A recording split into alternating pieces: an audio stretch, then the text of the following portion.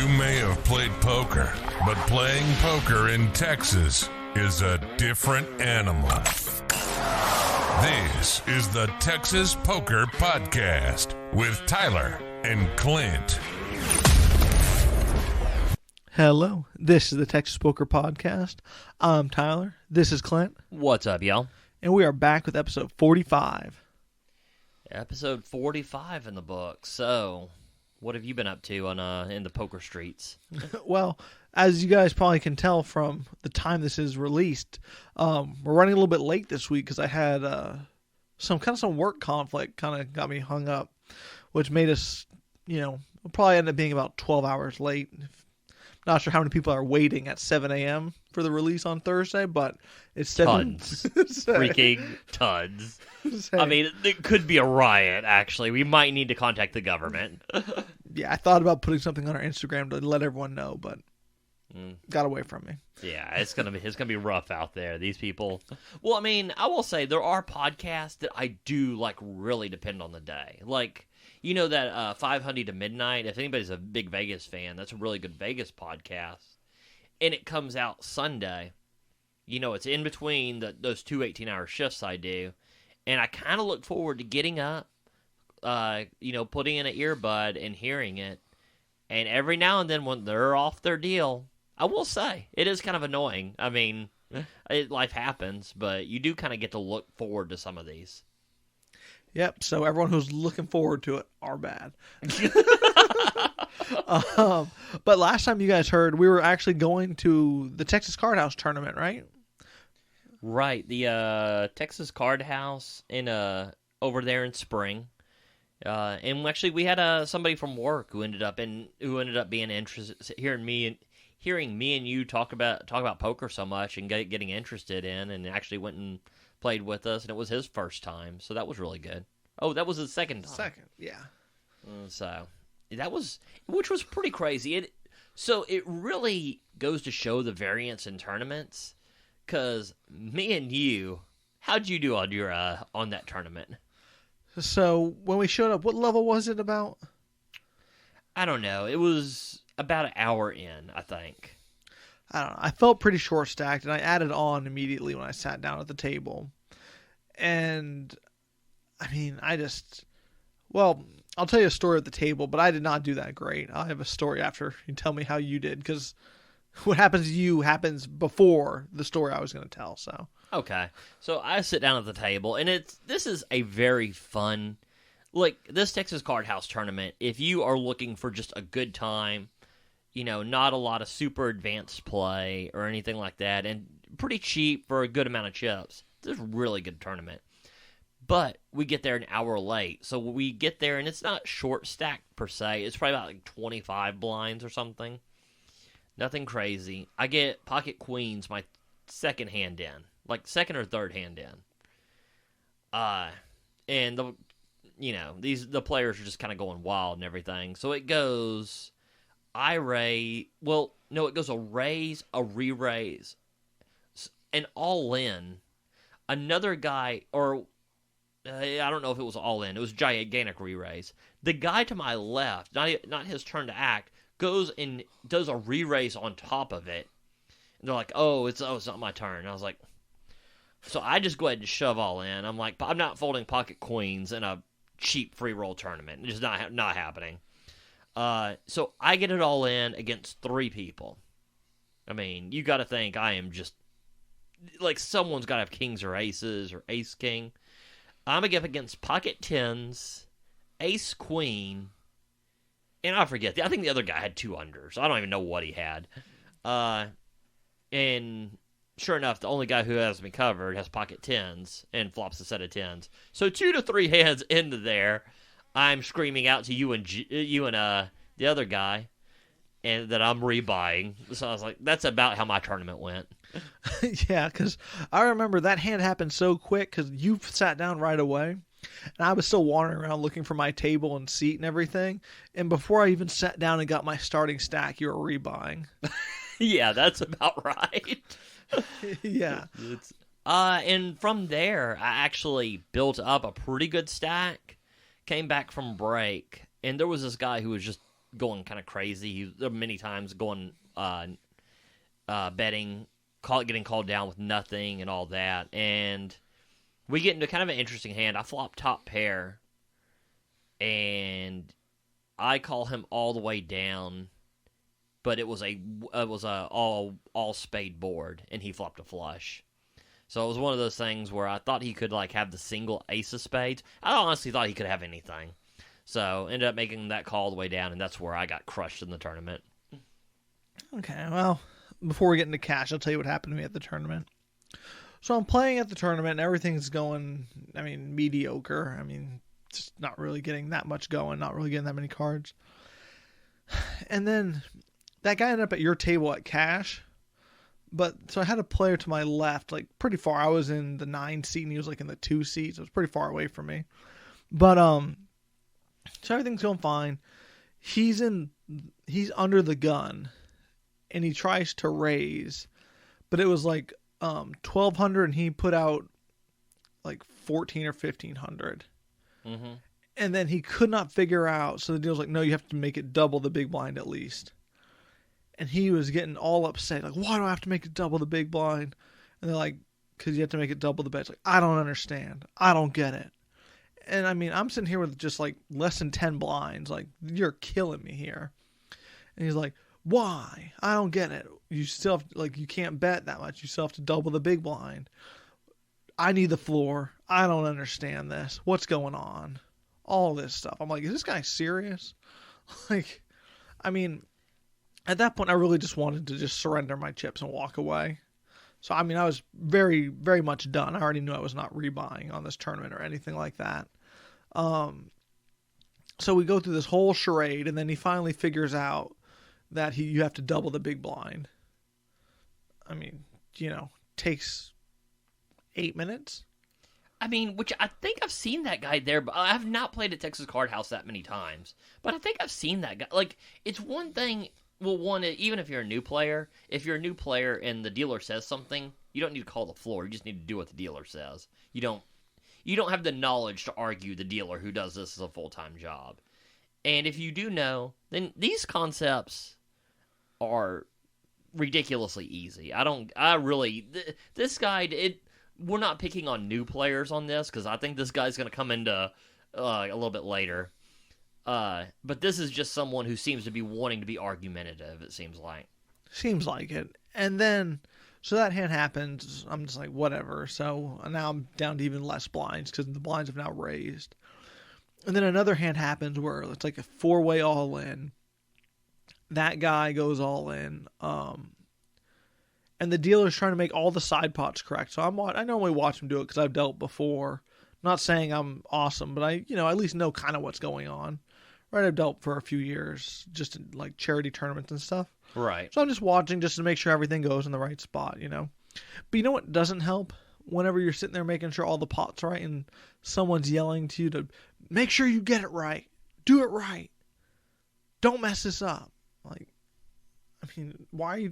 So that player's now yelling at the dealer while he's trying to get the pots right. Which, like, again, if you don't know standard rules, then you don't need to worry about it. That's so weird to me that you would not understand something so simple as far as you have to double the big blind for a raise, yet now you're worried about the dealer doing the math in the pot. So then he actually wins. He has pocket deuces and flops a set. Of course. Right. And then he gets the chips that whatever he got from all the side pots. And then he wants to argue that it's not the right amount. He should have more chips. So now this is a whole nother big ordeal of why he doesn't have quadruple his amount, because the players who called had less. Right? They busted and had to rebuy. That's why you would not end up with a full 4x or whatever 3x he was expecting. This player just defines why. Like, people are like, well, you shouldn't do headphones at the table or whatever because it's a social game. I do find it more fun when everybody's being social, but this is the reason I bring headphones. Is some people you just don't be social with. No, it's not even that, right? The not being social is one thing, but he's slowing the game down to almost a complete standstill. Yeah. Which is not the worst in cash. It's not great when you're paying time, But in a tournament, I mean, luckily it's a free tournament. But if this was a higher stake tournament where, I mean, it wasn't a $20 tournament. I'm not saying it's nothing, but on the scale of tournaments, it's not that big. Well, but on these small like on these bigger tournaments, a lot of times it's like 30-minute blinds or whatever. On these smaller tournaments, yeah, the money's not as big, but it's I think it's only 15-minute blinds. I believe so. Yeah, so I mean, you're really, I mean, it might even be lower. I don't know, but so I mean, it's really taking a big. I mean, if he does this for 10 minutes, that's an entire level you missed out on. Exactly, and whenever you're already, I mean, I came in, I was not deep stack at all, so I mean, I don't know, I was not having a great time. I ended up getting it all in with suited 10-9 on a 10 high flop, turned a flush draw, went all in. Oh, sorry, it was king 10, not 10 high. It was second pair. He just had king deuce offsuit, bricked the river. So yeah, I mean, it was like for 8 blinds or something. So yeah, I don't know, but it was one of those ones where I was just ready to go. Yeah, it's I can definitely see that one. It's God, okay, since we're already on this one player on this tournament, so I bust out of the tournament and I go and play cash a little bit later, and they get into this pretty big this big pot. It's him and this one this one Asian girl. Well, they get into it, and he goes all in on the river. It's a pot limit Omaha hand. So she's kind of tanking a little bit. Well, she kind of flips her cards up. There's this lady standing behind her. Does not look like a professional poker player at all. I mean, I'm pretty certain she doesn't speak English. I'm pretty certain she just came and has no idea what's going on. So he starts throwing a fit about someone being behind her and giving her advice. She hasn't spoken at all. I mean, like, literally, I'm right there next to her, not saying anything. So he keeps wanting the floor called, wants all this, and they're like, well, just stand there. I mean, and they're like, well, if you stand there and you say nothing, it's fine. I mean, it was obviously just because he was annoyed at the situation of getting all in. And so she ends up making a call, hits the nut flush on the river, and stacks, and he, of course, throwing a fit. He's like, I don't need anybody, behind me telling me what to do, which obviously he does if he doesn't know how to do a raise. Shocked this guy does cash at this point, if he can't figure out, big blinds and crap. Oh, I mean, I wanted to move your table. I mean, very annoying in the tournament, but he had a lot of money in the cash. Oh, yeah. It was a great table. And I mean, like we said, this player did not seem like a new player. I mean, a lot of people there knew his name and were talking to him, so it's not like it was his first time there. I'm pretty sure I've seen him before, too. I'm pretty certain. I don't go there that often, so if I recognize somebody, they're probably there every day. Because, I mean, it'd be weird for them just to be there the 3 times that I've been there. Yeah.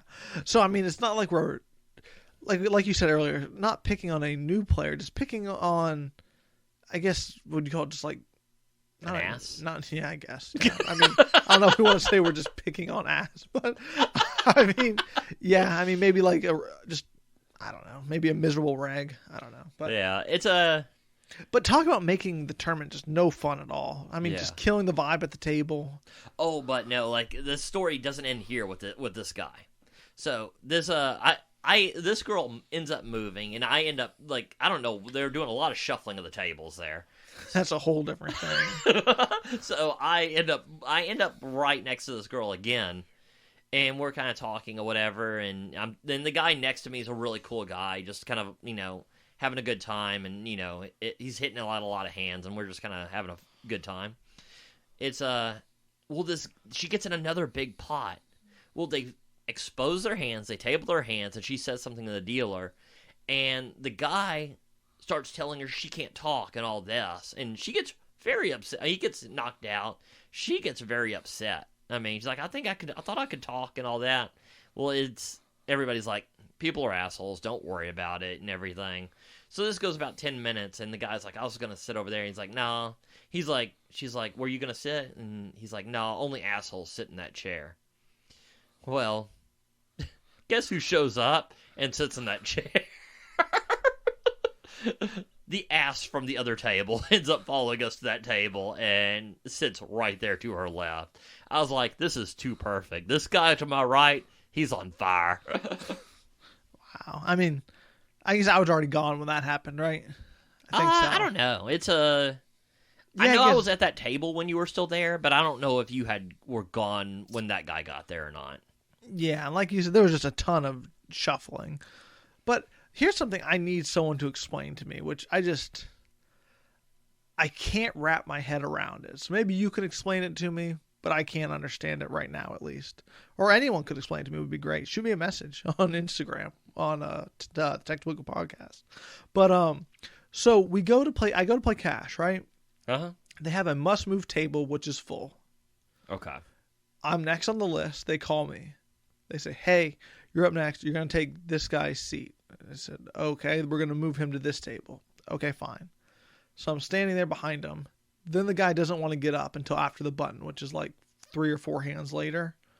So it's a very awkward time to be standing there at the table. To my right, another player busts at the other table. 2 open seats, dealers yelling open seats. Players at the must move table don't want to move. There's me and another person now over there.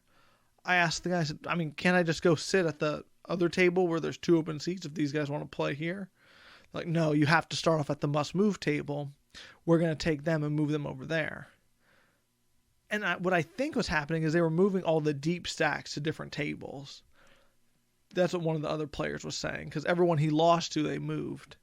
Because I guess he was down a ton in the game. And then he's like, I'm never getting my money back. But talk about annoyed. Whenever I couldn't go to that table, they wouldn't let me move to that table. And then every time I tried asking a question or asking anything about it, they would just avoid eye contact and walk away. Yeah, I was really... But, I just don't understand the must move if there's... you have a ton of tables going, right? You have open seats. You have players wanting to sit in the open seats. It just doesn't make sense to me why you would need a must move when you have 4 tables or 5 tables going. Well, I don't understand the must move as far as I'm gonna narrow it down. Say I can understand Paramount because they have 2 or 3 tables going, but one table's been going for 2 hours longer than the other tables. Well, the average stack on that table a lot of times is $700-800. And the other 2, the average stack might be just $200. Right. So I can understand a lot of people you can't have someone just sign into the game, go into the one that's $700-800 stack when all these other players have been playing for a while. I understand that now, but that being said, once the other players don't want to move, it seems very easy just to put any player on that table. I don't have anything to opinion on. I don't understand why. It doesn't make sense to me, but maybe someone can clarify it for me. Because I didn't understand, if you have 4 tables going, why one has to be a must move when you're in no fear of...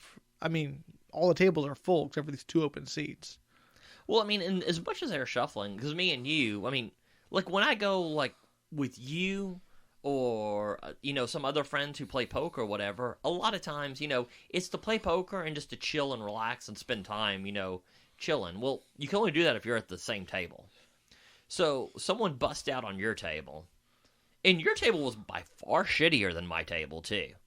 I asked to go to your table, and they're like, no one can come over here, someone's got to come from there, but we'll get you in a minute. Well, then they moved me to another table. I don't know. I was not really pleased with... I don't know why you need to shift people literally every 45 minutes to other tables. I did not get that at all. Especially if... Well, not especially, but it's... I could definitely see how the players who were losing were getting upset because the people they were losing to were then being moved to another table, or they were moved to another table. Yeah, I've never seen anything like that. I've played lots of places.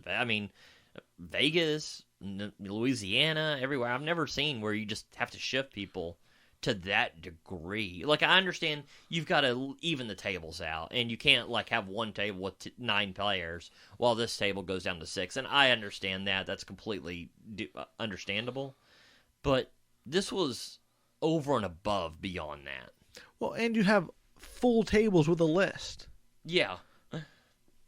I don't know. It seems like maybe when the list dies down and you run the risk of games breaking, having a must move.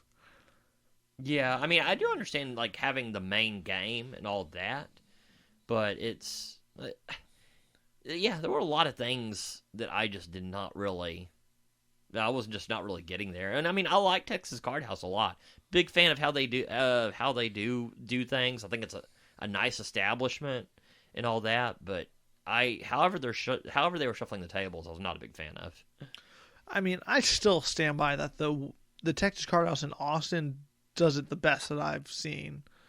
With I mean, just I've only been there like 2 or 3 times, but every time, how they have the cards to go sit at the table, all that, how you can't move around, everything. That to me is still the best experience I've had.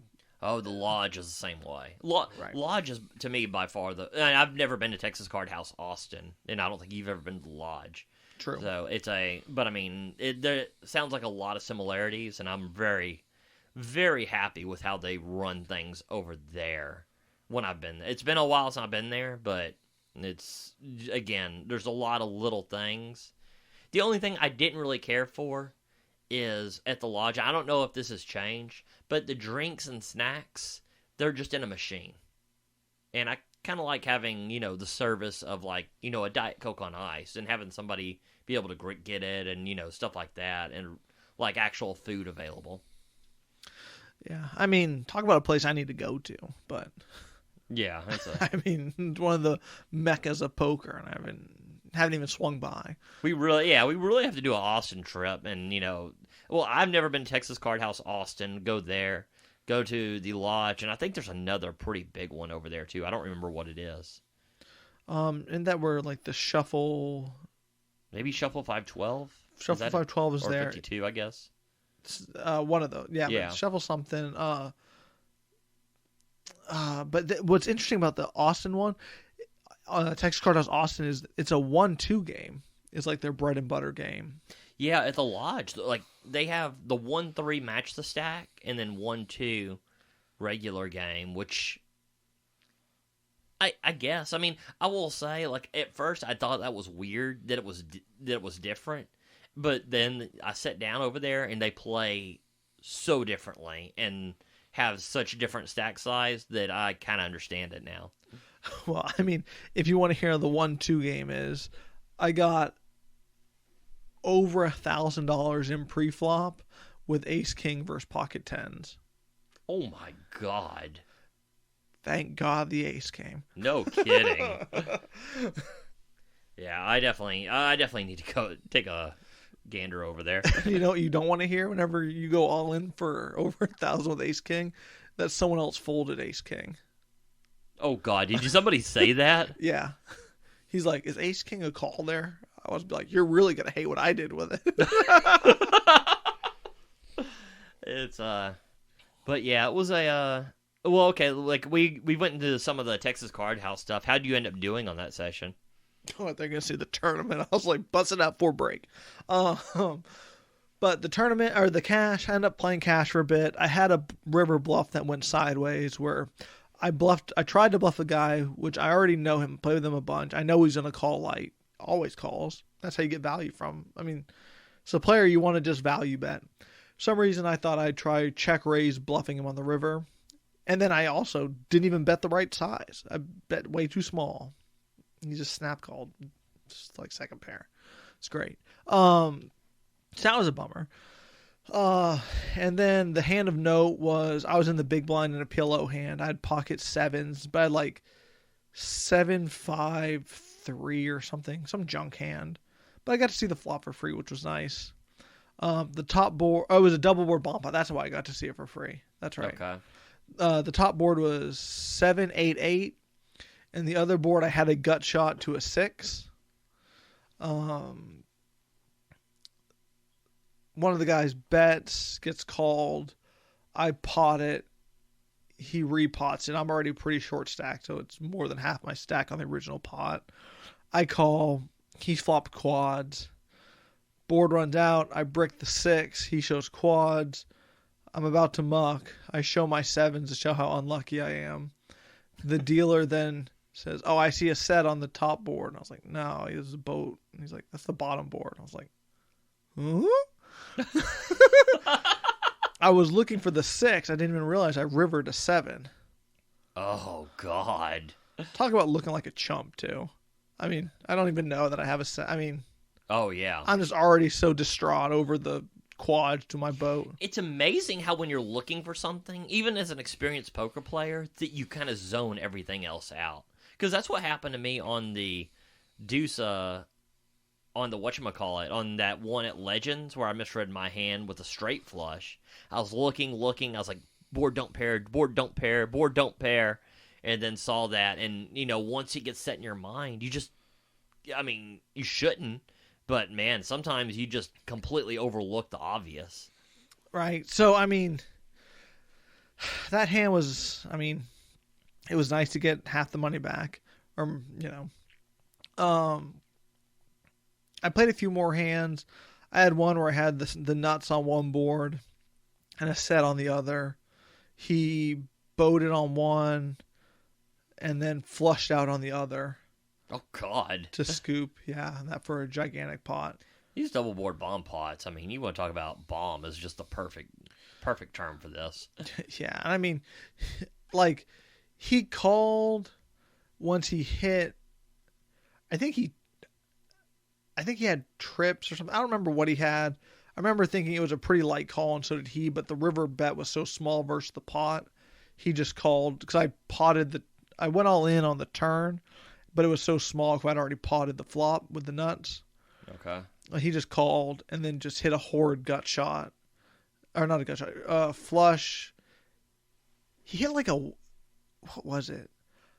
It must have been a straight. I think he hit a gutter to a straight on my set board and then flushed out on the other board. Oh, okay. Either way, he was like, I had to call. It was such a little amount. I was like, it's fine. I'm not complaining about that. I'm complaining that the cards came in my head. I'm not. Of course, you're calling for $100 into, $800 you're or just something. The odds are too good. You're just never folding. And he had a good hand, but mine was better. You know what I mean? So it was fine. I lost, and here's and as you know, we talk about this a lot on the podcast, is one of my leaks in my game is whenever I get short stacked, I just look to ship it and go home. I'm like, either I'm going to double this $200 up or $150, or I'm just going to go home. Yeah, I definitely. Well, I think because this happened and I think this happens to. It really, in all honesty, we talked about this before this ever happened to you on Jamin's vlogs. Once he started playing 2-5 and 5-10 and games like that, you just saw whenever he was playing 1-2 or 1-3. He seemed like he was just throwing away money. And I think because when you're used to sitting there with 1,000, 1,500 in front of you, 150, 200 is still a lot of money. Especially at our hourly rate now. You're going to have to work all day long. All day long. Yeah. This is what you're talking about. So, but I think because the way you see it, it's just not that much. So it's looking to push or go, which I do think there is a time for that, but I don't think a 150 to 200 is that time. You still have over 50. You have 50 to 65 big blinds. Yeah, but it's just, I don't know. By all means, though, I got to $200 and I was like, bye. And I just left and cashed it out. That's fixing a leak that I think really helps. So, rather than just, doing something stupid with the $200, cashing it out, I was really glad to hear you do that because I think that's really plugging a pretty decent-sized leak in your game. Well, I hope not to be there, but when you are, it's a leak. Yeah. But other than that, cash game, played bomb pots, bad things happen to me. It's the nature of bomb pots. It's going to happen, right? High variance. That river bluff, I wish I could have got back. I lost $200 on my 500 starting stack. But yeah, that was it. Not great. In for a lot, out for a little. Speaking of leaks in your game, this is gonna. So I end up getting pocket aces while you're still there, and leaks in your game. I thought you were talking about my specific game. I was trying to segue from leaks to what's happening here. I was like, I hope this. I mean, it probably is a leak for me, but I mean, definitely don't sell me on that. Yeah, it's I get pocket aces. I raise it. It's a multi-way flop. I think it's probably 3. I honestly don't remember if I ended up 3-betting or raising big over a bunch of the deals, but I raised it pretty good. And I think it goes 3 to 4 ways, a flop of 8, 9, 10. I know this is horrible for aces. I check it. I do check it. How many people saw the flop? You know what? I'm trying to look back and think. I think it was either 3 including me or 4. I thought it was 4 because I thought you raised gigantic or you 3-bet and everybody called.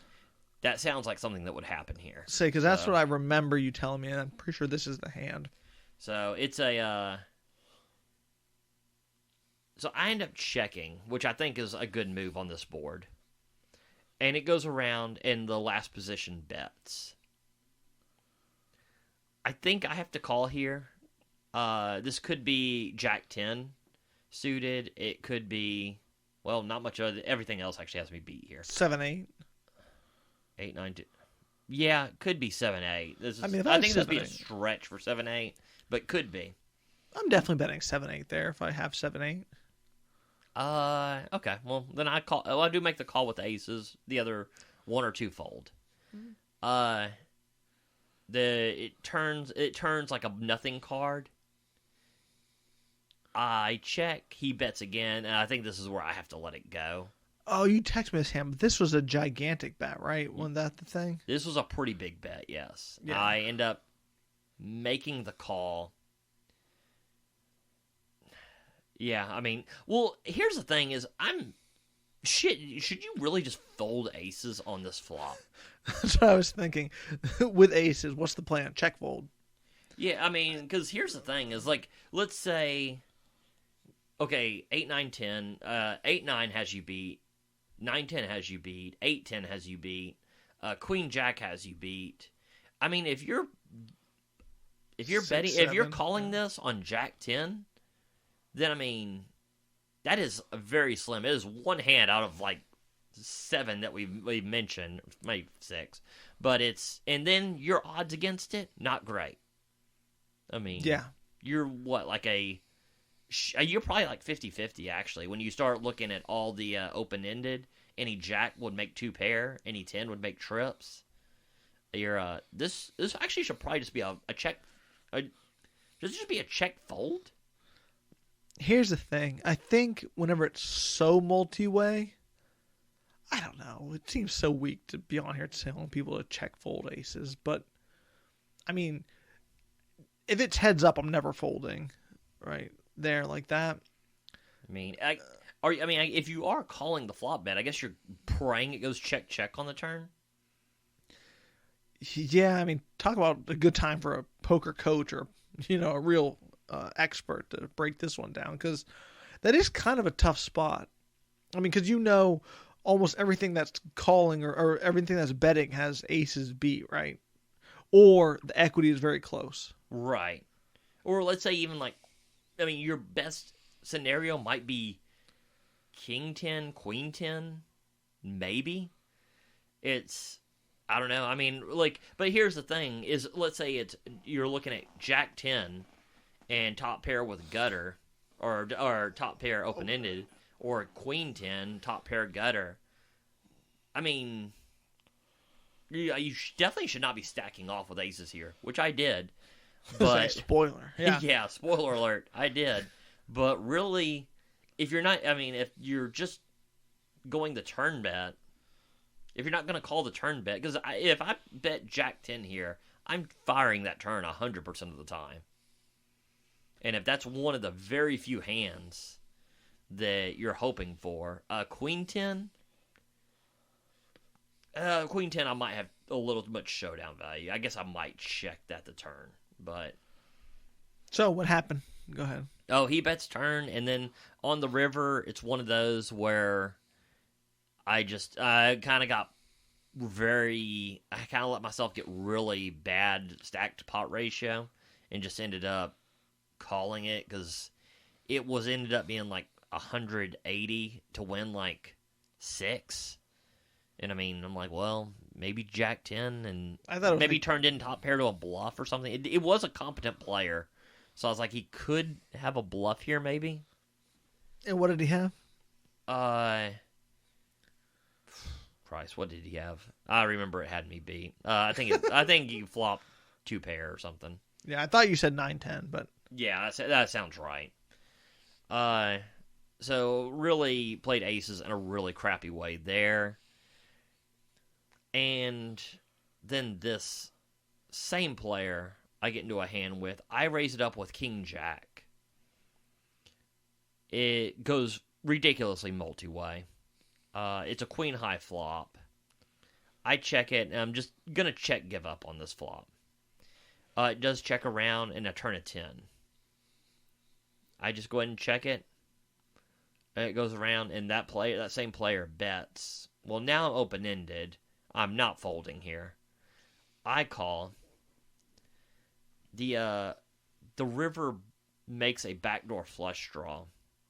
It brings in a flush for a backdoor flush draw. I'm sitting here with king high.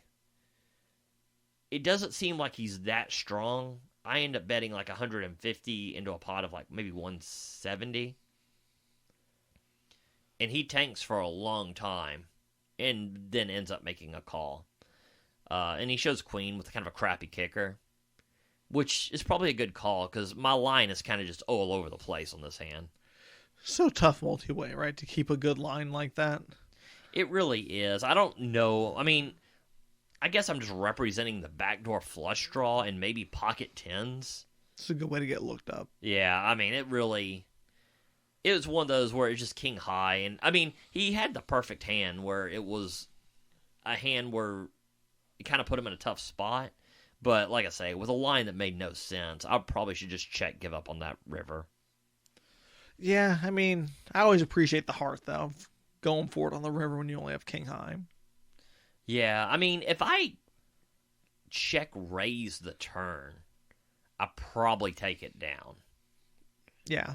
I mean, because at that point, I could check a queen 10 kicker there. I don't know. I mean, it seems like I'd have, at least the line makes a little more sense. Yeah, I mean, like you always said, it's very hard to represent those backdoor flushes, and so. Yeah, it was really a last gasp of king high. I mean, and he did tank a long time, so I guess it's one of those. If he ends up folding, it looks brilliant, but when he calls, you look like the donkey. Yeah. So how did that session end up going? Not great at all, Tyler.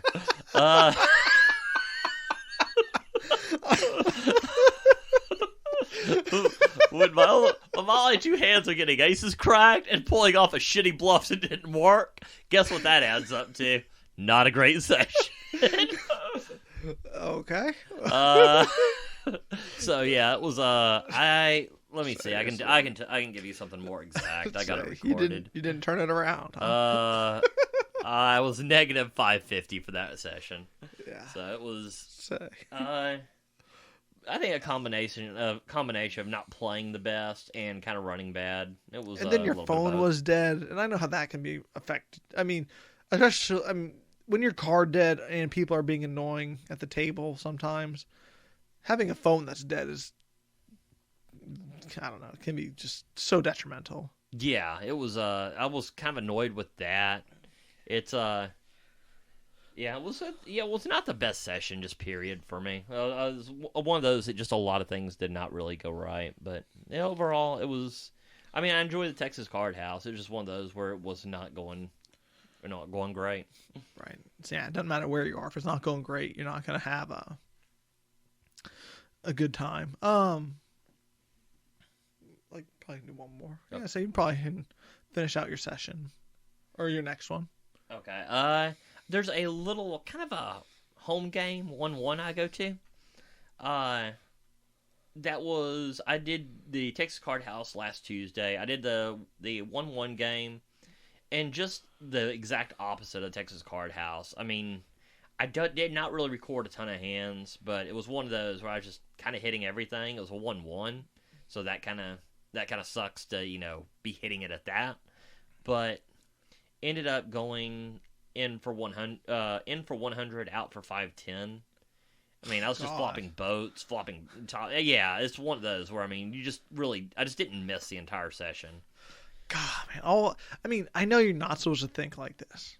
I know you're not. But I have such a hard time when I hear that after those, you've been getting crushed with coolers, and just over a long period of time, and then you run so hot at the 1-1 game. Oh, I mean, we already mentioned it last podcast when I ran horrible at the 1-1 game, and then at Prime ran, good for a profit of $800. I mean, it's almost impossible not to think that way. Because I know Rampage talked about that, how he ran so good at the meetup 1-3, but then ran awful at, talk about a dude who plays the highest stakes. Can't even put a ballpark in whatever stakes he was playing, how high, but running bad in the highest of games. I mean, I really have a lot. I mean, as vlogs have become more and more popular, I tell you the 3 that really get my vote as far as I'm just really happy with how they do it is Rampage, Next Gen, and who is the other one? Ben Deach. And I mean, because here's the thing, is those, I honestly believe they basically say how they're doing the entire time. Because Rampage, if he's editing to make himself look good, goddamn, I don't know what he's, there's no way he'd still be in poker. But, because, we've gone through a ton of vlogs where it's 9 out of 10 winning sessions, which just, you can have a stretch like that, but not on average. You're saying you appreciate the honesty of those 3 podcasts. Yeah, the honesty of those vlogs. Because, Next Gen seems to be very honest in how they do it. And Ben Deach, every hand he loses seems to run through it with no graphics or anything, and then spends like 5 to 10 minutes on the ones that he does win. But that's fine. At least he's being honest about the results. And I'm not saying the other vloggers aren't. I'm just saying I'm very suspicious of a lot of vlogs that 95% win rate. There's a few things with that. One, if I'm Ben Deach, I'm doing the same thing. I currently am doing the same thing. That's what I was saying. I just skimmed over a whole bunch of hands I lost. But I do understand, though, how if you're... I do appreciate the honesty of the vlogs, too. But from other vloggers' point of view who always win, I can definitely see the temptation as doing some video editing myself, how it's going to take an enormous amount of time. And if you post a session where you don't play well, I'm sure they're not erasing it from their trackers. It doesn't make you look good to go and play bad, right? And it's probably not that fun to sit there and spend, many, many hours editing a video of you playing bad. And then you're just going to get torn apart in the comments. People are going to be like, what are you doing, right? Oh, yeah. No, 100%. I get the temptation, but it makes it unrealistic. Yeah, exactly. If you're... Then I would like it posed as that. Because, Mariano at least says that he has big losing sessions off the vlogs. Yeah, Mariano does. Well, and he's actually made some jokes on winning sessions. He's like, well, if that didn't turn around, I just would have had to delete that.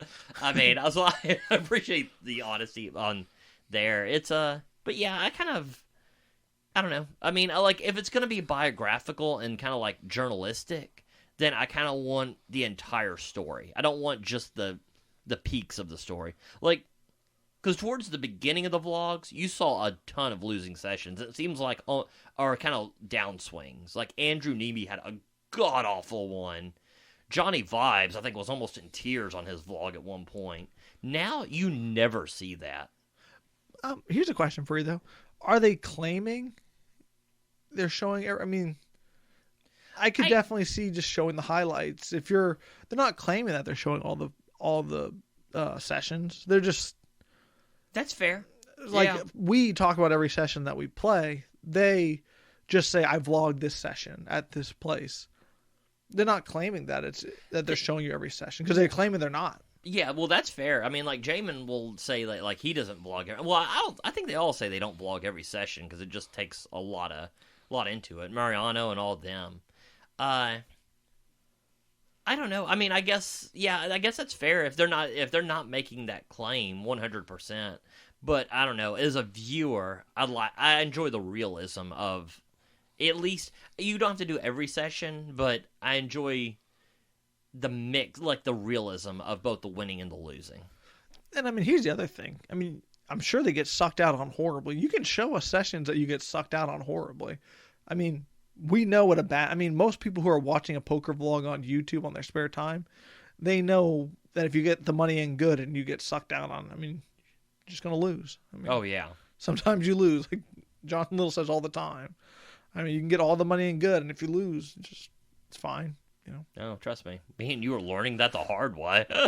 Here's the thing. I'm not sure if I'm getting it in good. Tyler's like, you're giving me way too much credit. Yeah, I got it all in when he had quads. Tyler's like, I figure I'm good if I got outs. Guess what? My quad outs, not even good. So. Yeah, that's So yeah, I don't know. But I will say, well, okay, like then I can see that point that if they're not saying that, then that's fair. But I do appreciate the ones who really do seem to give the most, I guess, biographical of what their journey. Because I mean, next gen, I really have to feel, because I mean, they look like bad on a lot of their hands. So I mean, but I kind of enjoy the fact that, you know, they include the hands that they misplay. That's what you're saying. They don't just show the highlights. Well, in all honesty, I kind of enjoy going over the hands that I lose as much as I do the wins, because a lot of the ones I lose you can learn from a lot more than me flopping top pair and getting 3 streets of thin value on. It's me donking off aces. That's don't learn from that. Don't do that. Yeah. Now you know not to do that. Well, I guess on that note, this will conclude episode 45 of the Texas Poker Podcast. We'll talk to you next week. That was the Texas Poker Podcast. Go ahead and rack up, add time, and we'll see you next week.